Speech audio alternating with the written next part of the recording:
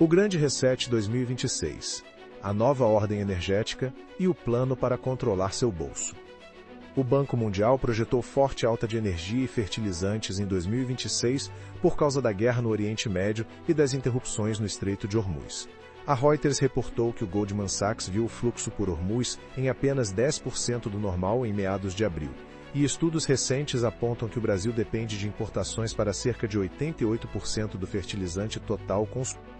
A grande mentira que estão tentando vender para você é que essa é apenas mais uma crise do petróleo, mais uma tensão no Oriente Médio, mais uma alta temporária no barril, mais uma manchete distante, daquelas que parecem importantes para banqueiro, diplomata e gestor de fundo, mas que não teriam nada a ver com o preço do pão, do aluguel, do supermercado e da gasolina que você coloca no carro.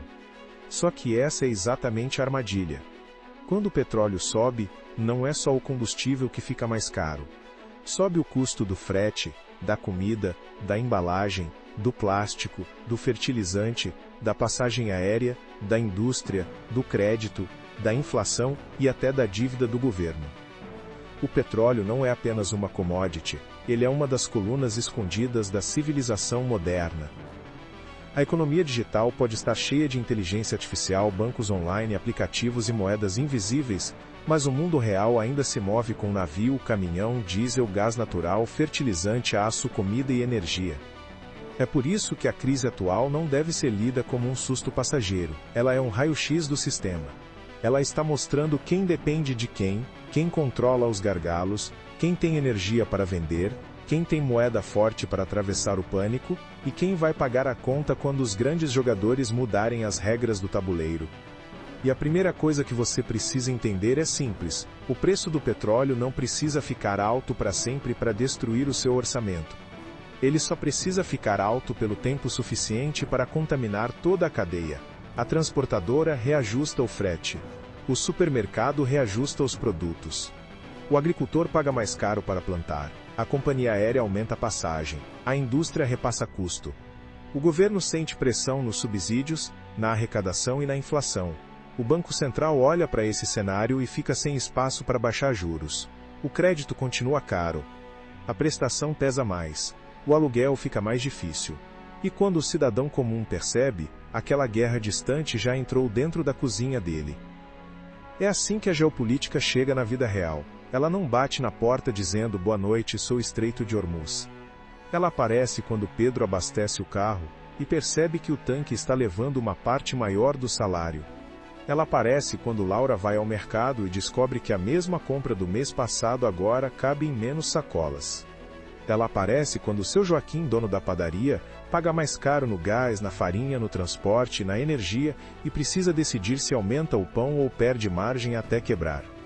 O que ninguém está explicando com clareza é que petróleo caro funciona como uma espécie de imposto invisível sobre a economia inteira. Ninguém votou nele, ninguém aprovou no Congresso, ninguém recebeu um boleto com esse nome. Mas todo mundo paga. Paga na bomba, paga no mercado, paga no aluguel, paga no crédito, paga nos juros, paga no emprego que deixa de ser criado, paga no negócio pequeno que não aguenta o custo. Paga no salário que parece o mesmo no contra-cheque, mas compra cada vez menos no mundo real. E aqui começa a parte que separa quem assiste notícia de quem entende o jogo. Durante anos, venderam ao público a ideia de que o mundo estava caminhando de forma tranquila para uma economia limpa, digital, eficiente e quase automática. Menos petróleo, mais energia renovável. Menos dinheiro físico, mais pagamento digital. Menos burocracia, mais inteligência artificial, menos desperdício, mais controle. Tudo parece bonito quando é apresentado em painel internacional, com palavras bem escolhidas e gráficos elegantes. Mas existe um detalhe brutal: a transição energética ainda não substituiu o sistema antigo, ela apenas está sendo construída em cima dele. O carro elétrico precisa de mineração, bateria, rede elétrica e energia confiável. A inteligência artificial precisa de data centers, chips, refrigeração e eletricidade abundante. A agricultura moderna precisa de fertilizantes, máquinas, diesel e logística. A aviação global ainda depende de combustível líquido em escala gigantesca. A indústria pesada não roda apenas com discurso verde. e o comércio mundial não atravessa oceanos movido por boas intenções. Essa é a grande contradição do nosso tempo. O sistema antigo está sendo condenado antes de um novo sistema estar pronto para substituí-lo. E quando uma crise energética explode no meio dessa transição mal resolvida, o mundo descobre que a modernidade continua muito mais frágil do que parecia. Um estreito marítimo pode pressionar o preço global do petróleo. Um conflito regional pode mexer com a inflação mundial. Uma interrupção em fertilizantes pode chegar meses depois no prato do trabalhador. Uma decisão de Banco Central nos Estados Unidos pode encarecer crédito em países emergentes. Um ataque à infraestrutura energética pode mudar o custo de produção de empresas do outro lado do planeta. Isso não é teoria abstrata. Isso é o funcionamento real do poder. O Estreito de Hormuz, por exemplo, não é apenas um ponto no mapa. É um gargalo civilizacional. Por ali passa uma parte extremamente sensível do fluxo global de petróleo e gás. Quando aquela região fica ameaçada, não é apenas o Oriente Médio que entra em alerta. É o mercado de energia, o mercado de seguros, o transporte marítimo, os bancos centrais, as moedas, as bolsas, os governos e, no fim da linha, o consumidor comum. O mundo globalizado foi vendido como eficiente, e de fato ele foi eficiente durante muito tempo. Produzir onde era mais barato, transportar por longas cadeias, vender em escala global, financiar tudo em dólar, depender de rotas abertas e energia relativamente previsível. Mas eficiência extrema tem um preço: fragilidade extrema. Quando tudo depende de cadeias longas, poucos gargalos e confiança entre potências, qualquer ruptura vira um terremoto. E esse terremoto não atinge todos da mesma forma. O investidor grande faz hedge. Hedge é proteção. Ele trava preço, compra seguro, diversifica moeda, muda posição, reduz exposição, compra ativo defensivo, protege carteira. A companhia aérea tenta se proteger contra a alta de combustível. A grande empresa renegocia contrato. O banco recalcula risco.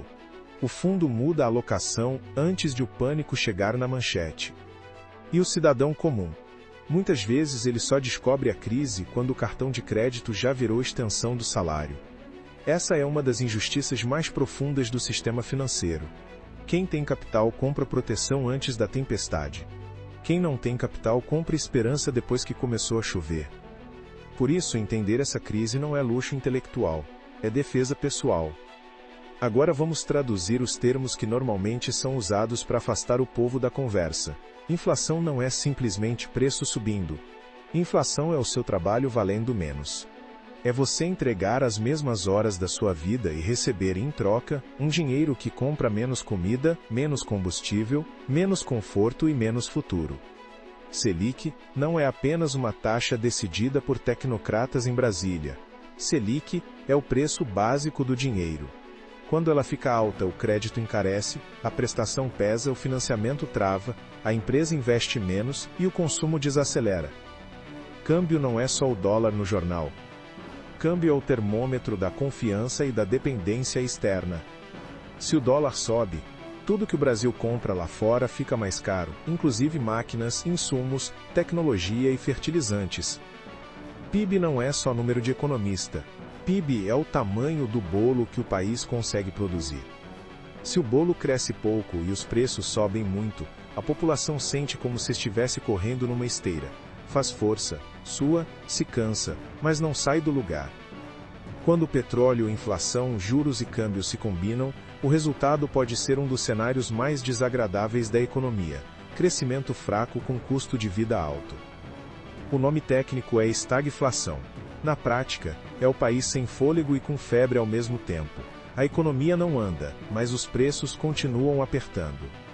O empresário não tem segurança para contratar, o trabalhador não tem renda sobrando para consumir, o governo não tem espaço para gastar, sem piorar a confiança. O Banco Central não tem tranquilidade para cortar juros. E a sociedade começa a ficar irritada, impaciente e vulnerável a qualquer promessa fácil. Essa é uma bomba de realidade. Inflação persistente não mexe apenas com o bolso. Ela mexe com o comportamento político de uma população inteira. Um povo pressionado pela sobrevivência pensa menos no futuro e mais na próxima conta. Quando isso acontece, ele fica mais suscetível a narrativas emocionais, soluções mágicas, culpados convenientes e medidas de emergência que depois viram permanentes. É aqui que entra a palavra mais perigosa do momento: controle. Controle financeiro não chega necessariamente como opressão, ele chega como conveniência. Chega como segurança. Chega como combate à fraude. Chega como inclusão. Chega como rapidez. Chega como modernização. Ninguém diz: queremos vigiar sua vida econômica. A frase usada é outra: queremos tornar o sistema mais eficiente. E de fato, muitas ferramentas digitais são úteis. Pagamentos instantâneos facilitam a vida. Bancarização inclui pessoas. Tecnologia reduz custos. O problema não está na ferramenta em si. O problema está em quem controla a ferramenta, com quais limites e com qual poder de bloquear, monitorar, punir ou condicionar o acesso. O dinheiro físico sempre teve problemas. Pode ser roubado, falsificado, escondido, usado para crimes. Mas ele também tem uma característica que incomoda qualquer sistema de controle: ele permite algum grau de privacidade e autonomia. Já o dinheiro digital, especialmente quando passa por estruturas centralizadas, cria rastreabilidade total. A pergunta adulta não é se tecnologia financeira é boa ou ruim. A pergunta adulta é: quem terá a chave do sistema?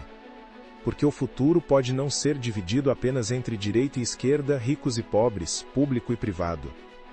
O futuro pode ser dividido entre quem tem margem de manobra e quem vive sob permissão. Margem de manobra é uma das expressões mais importantes da inteligência financeira. É ter reserva para não aceitar qualquer acordo. É ter menos dívida para não ser refém dos juros. É ter mais de uma fonte de renda para não depender de um único patrão. É ter conhecimento para não comprar no pânico nem vender no desespero. É ter reputação, rede de contatos e habilidade para se reposicionar. É ter ativos, mas também ter liquidez. Liquidez é a capacidade de transformar algo em dinheiro sem destruir valor. Em tempos normais, muita gente ignora a liquidez. Em tempos de crise, ela vira oxigênio. Agora traga isso para o Brasil. O Brasil é um país que poderia ser uma potência estratégica na nova economia da escassez. Temos terra, água, sol, alimento, energia, minério, biodiversidade, produção agrícola e potencial em biocombustíveis. Em um mundo preocupado com comida, energia e recursos reais, o Brasil deveria estar sentado em uma posição privilegiada. Mas potencial não paga conta. Potencial mal administrado vira frustração histórica. O Brasil produz muito, mas depende demais de insumos críticos. O caso dos fertilizantes é um dos mais graves. O país alimenta parte relevante do mundo, mas importa grande parte dos fertilizantes que usa para produzir. Isso significa que, se a cadeia global de fertilizantes sofre, a agricultura brasileira sente. E quando a agricultura sente, o efeito não fica no campo. Ele chega no arroz, no feijão, no pão, na carne, no leite, no óleo e no bolso da família. O cidadão urbano costuma achar que fertilizante é assunto do agronegócio. Não é. Fertilizante é assunto de supermercado. É assunto de inflação. É assunto de segurança nacional. Um país que depende de fora para plantar, está sempre parcialmente ajoelhado diante da logística global. E não é só fertilizante.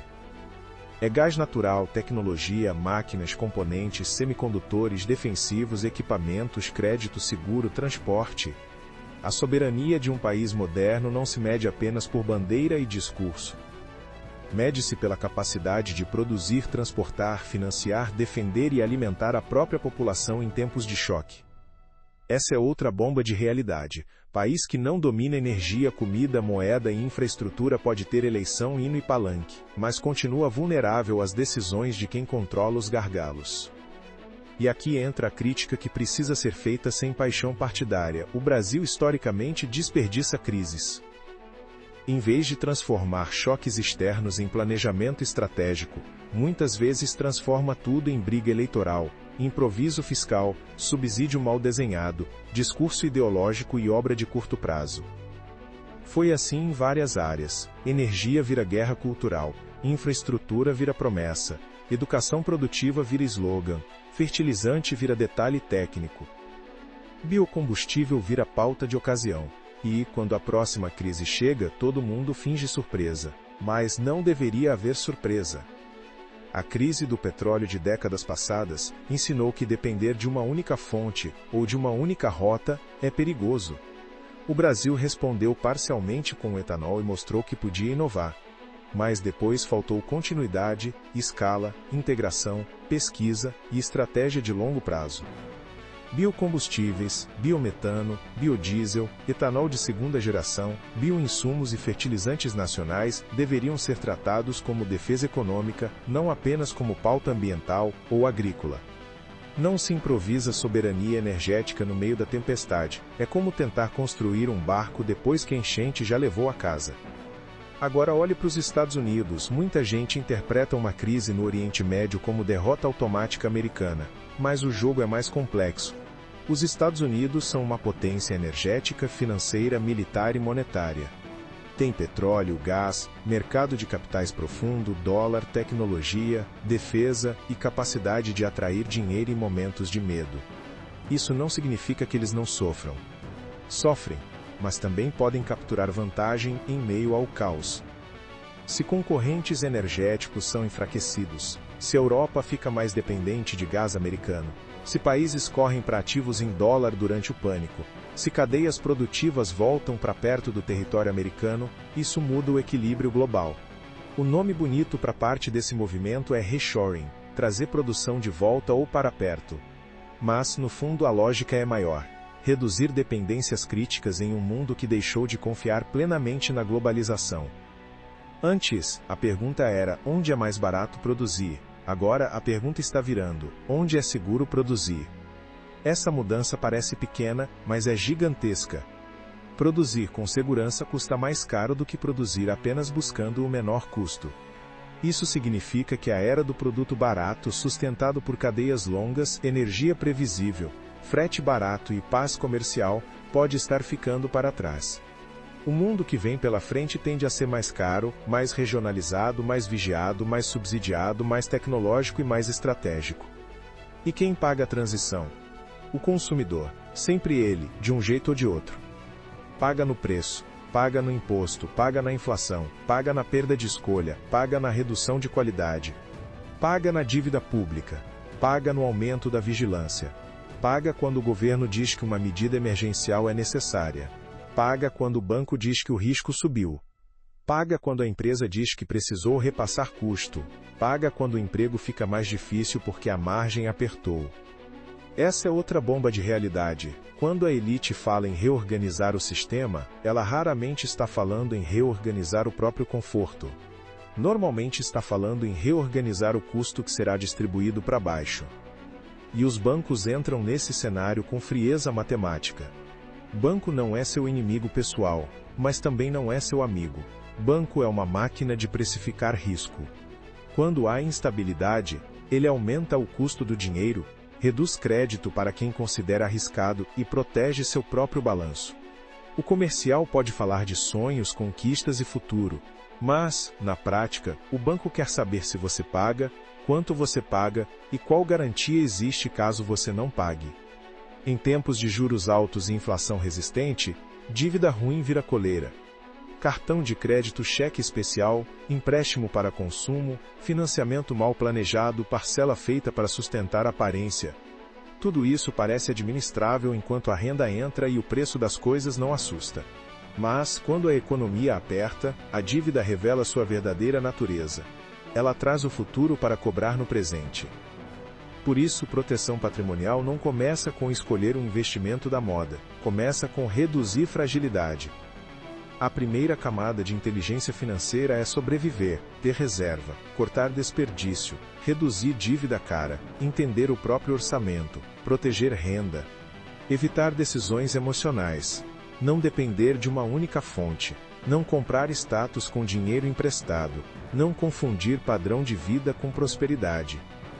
A segunda camada é se posicionar. Entender quais setores sofrem com energia cara, quais conseguem repassar preço, quais dependem de crédito barato, quais se beneficiam de commodities, quais têm receita em moeda forte, quais estão expostos à inflação e quais podem ser destruídos por regulação ou tecnologia. A terceira camada é pensar em ciclos. O amador pergunta o que vai subir agora. O estrategista pergunta qual regime econômico está se formando. São perguntas completamente diferentes. Uma busca palpite, a outra busca mapa. E o mapa atual mostra um mundo em transição turbulenta. Energia voltou ao centro. Alimento voltou ao centro. Defesa voltou ao centro. Moeda voltou ao centro. Infraestrutura voltou ao centro. O discurso de que a economia seria apenas software, algoritmo e aplicativo está sendo corrigido pela realidade. O futuro pode ser digital, mas ele continuará dependendo de coisas físicas. Data center precisa de energia. Chip precisa de fábrica. Fábrica precisa de insumo. Insumo precisa de transporte. Transporte precisa de combustível. E combustível depende de geopolítica. A inteligência artificial, por exemplo, é vendida como força quase mágica. Mas IA não existe no vácuo. Ela precisa de semicondutores, eletricidade, refrigeração, data centers e cadeias globais altamente sensíveis. Se energia encarece, o custo da IA sobe. Se chips faltam, a expansão desacelera. Se rotas ficam instáveis, equipamentos atrasam. Se governos tratam dados como soberania, a internet se fragmenta. Ou seja, até a tecnologia mais avançada do século continua presa à velha pergunta: quem controla a energia e infraestrutura? Essa é uma bomba de realidade que muita gente no mercado ainda subestima. A nova economia não eliminou a velha economia. Ela apenas ficou dependente dela de forma mais sofisticada. Agora vamos conectar isso ao dólar. Desde os anos 1970, a força do dólar foi sustentada em parte pela centralidade da moeda americana no comércio global de petróleo. O chamado petrodólar ajudou a criar demanda permanente por dólares e consolidou os Estados Unidos no centro do sistema financeiro internacional. Quando países começam a buscar alternativas, negociar em outras moedas ou reduzir dependência do sistema financeiro ocidental, isso sinaliza uma erosão de longo prazo. Mas cuidado com a simplificação barata. Dizer o dólar acabou é tão infantil quanto dizer o dólar é eterno. A realidade é mais lenta e mais complexa. O dólar pode perder parte de sua supremacia ao longo do tempo e, ao mesmo tempo, se fortalecer no curto prazo durante crises. Por quê? Porque, quando o mundo entra em pânico, o dinheiro corre para onde existe liquidez, profundidade e confiança institucional relativa. Mesmo quem critica o dólar muitas vezes corre para o dólar quando o incêndio começa. Isso mostra que o sistema atual está sendo contestado, mas ainda não foi substituído. A China quer mais influência, mas enfrenta controles de capital e desconfiança institucional. A Europa tem mercado, mas sofre com energia, burocracia e lentidão estratégica. O Brasil tem recursos, mas falta produtividade, infraestrutura e visão de longo prazo. A Rússia tem commodities, mas enfrenta isolamento.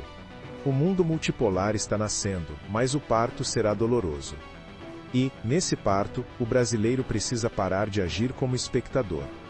Porque a pergunta prática é: o que uma pessoa comum faz com essa informação? Ela não precisa virar especialista em petróleo. Mas precisa parar de ser ingênua. Precisa entender que inflação não é acidente isolado. Que juros altos não são apenas decisão técnica. Que guerra distante pode virar mercado caro.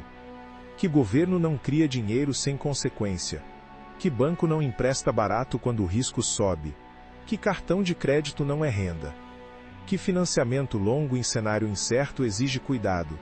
Que reserva de emergência não é pessimismo, é liberdade. Que conhecimento financeiro não é luxo, é blindagem. O pequeno empresário precisa mapear seus insumos críticos. O que pode faltar? O que pode subir? O que pode ser substituído? O que dá para estocar sem destruir caixa? O que pode ser renegociado? Qual custo precisa ser repassado antes que a margem desapareça?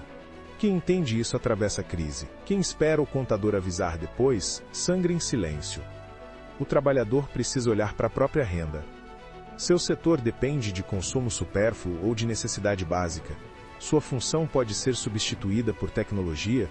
Sua empresa sofre com juros, combustível, importação ou dólar. Você tem habilidade transferível? Tem rede de contatos? Tem plano B? Ou sua vida inteira depende de uma única fonte de renda, em uma economia que pode mudar de direção em semanas? A família precisa olhar para o orçamento com honestidade. Quais gastos são conforto real e quais são apenas manutenção de aparência?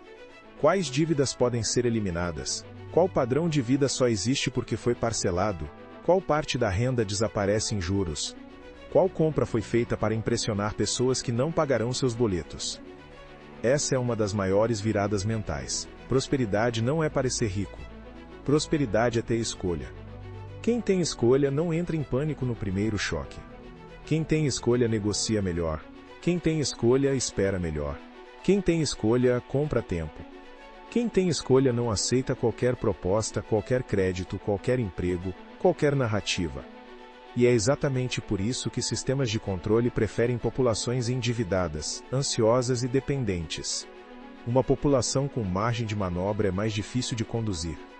Uma população sem reserva, sem conhecimento e sem alternativa, aceita quase qualquer coisa em troca de alívio imediato. Essa talvez seja a parte mais incômoda de toda essa análise. A crise energética pode ser apenas uma crise energética.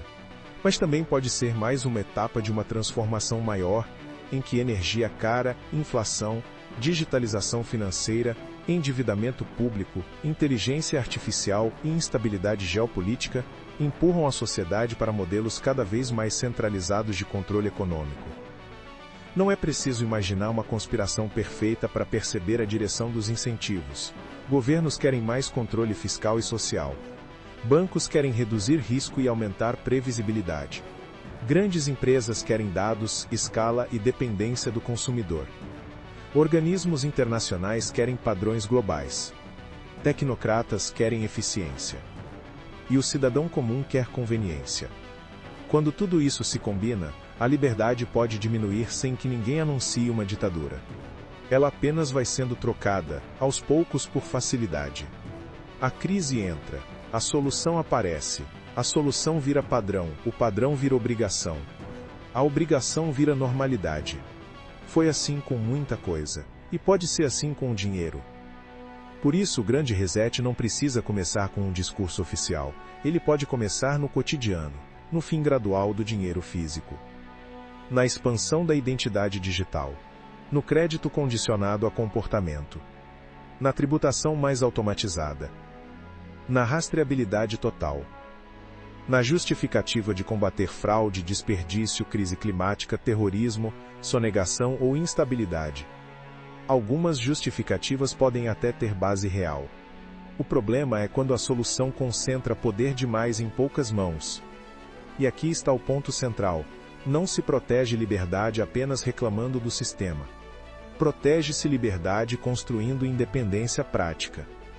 Independência prática é ter menos dívida ruim, é ter reserva, é ter qualificação, é ter renda diversificada, é ter capacidade de vender algo útil, é entender contratos, é não depender cegamente de uma única plataforma, é não entregar toda a vida financeira a um único banco, é ter discernimento para separar investimento de aposta, é ensinar a família a pensar em ciclos, não apenas em desejos imediatos. Não é uma mensagem de medo. É uma mensagem de lucidez. Porque crises não atingem apenas carteiras, elas atingem mentalidades. Uma pessoa despreparada vê caos e paralisa. Uma pessoa preparada vê risco, mas também vê reposicionamento. A mesma crise que destrói quem está alavancado demais pode abrir espaço para quem tem caixa. A mesma inflação que empobrece quem vive de salário parado pode beneficiar quem tem ativos reais bem escolhidos. O mesmo choque que quebra negócios frágeis pode fortalecer negócios essenciais e bem administrados. Mas oportunidade só parece oportunidade para quem não está desesperado. Para quem está afogado, toda onda parece inimiga. Agora pense nos próximos 5 anos. Não pense em uma previsão exata, porque ninguém tem bola de cristal. Pense em cenários. Um cenário em que a crise energética se acalma e o petróleo recua. Mas os governos aprendem que precisam reorganizar cadeias. Um cenário em que o petróleo continua pressionado e mantém inflação resistente. Um cenário em que fertilizantes e alimentos sofrem novas pressões. Um cenário em que bancos centrais demoram mais para cortar juros. Um cenário em que moedas digitais avançam como resposta à desordem. Um cenário em que inteligência artificial aumenta a produtividade, mas também elimina funções. Um cenário em que países passam a tratar energia, dados, comida e semicondutores como armas estratégicas. Em todos esses cenários, uma coisa permanece: quem depende de improviso sofre mais, quem tem estratégia sofre menos. Isso vale para países, empresas e famílias. O Brasil precisa decidir se será apenas fornecedor de commodities ou potência estratégica. Uma coisa é vender petróleo, soja, minério e carne quando o preço está bom.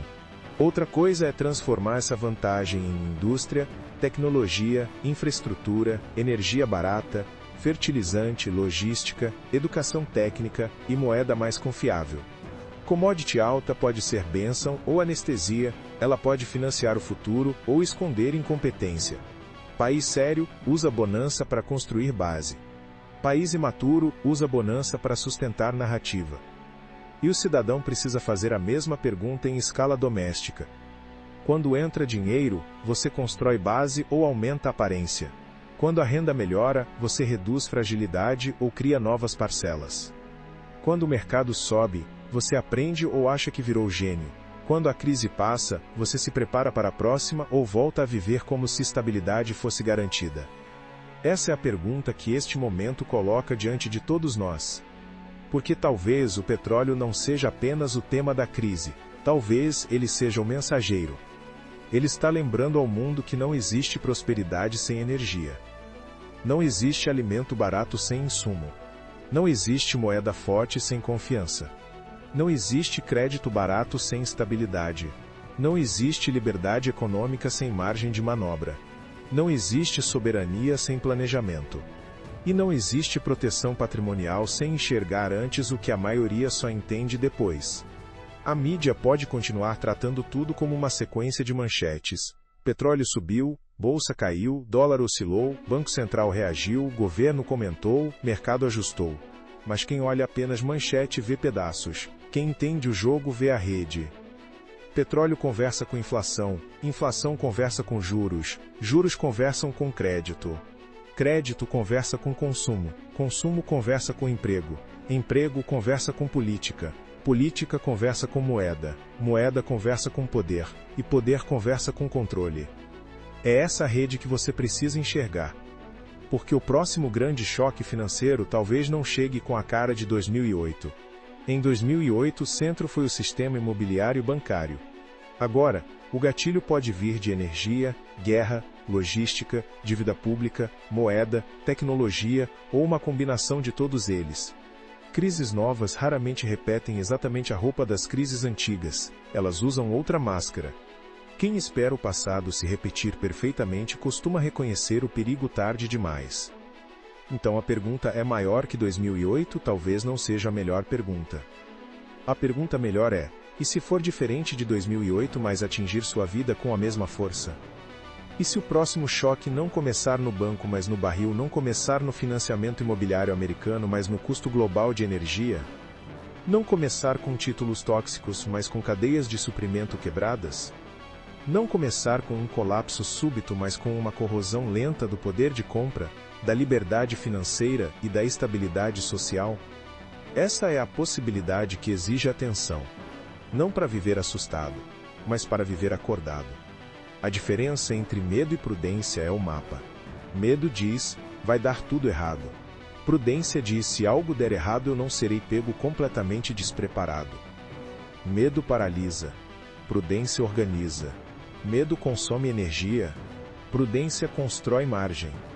E no fim das contas, inteligência financeira de elite não é saber o nome de todos os indicadores, não é falar difícil, não é parecer sofisticado, é entender como decisões grandes descem até a vida pequena. É saber que uma rota marítima ameaçada pode mexer no pão da padaria, que uma taxa de juros pode decidir se uma empresa contrata ou demite, que uma moeda fraca pode empobrecer uma geração, que uma tecnologia conveniente pode abrir portas para controle, que uma crise distante pode mudar o preço da sua liberdade. Essa é a vacina contra a manipulação econômica. parar de olhar a notícia como espectador e começar a ler a realidade como alguém que tem patrimônio, família, trabalho e futuro para proteger. O petróleo pode cair amanhã, a manchete pode mudar, o mercado pode respirar por alguns dias. Mas a mensagem estrutural já foi entregue. O mundo é mais frágil, mais disputado e mais dependente de gargalos do que a narrativa oficial admite. Quem entender isso agora vai se posicionar melhor, quem ignorar vai continuar chamando consequência de azar. E talvez essa seja a maior verdade de todas. O sistema não precisa que você entenda, ele só precisa que você pague a conta.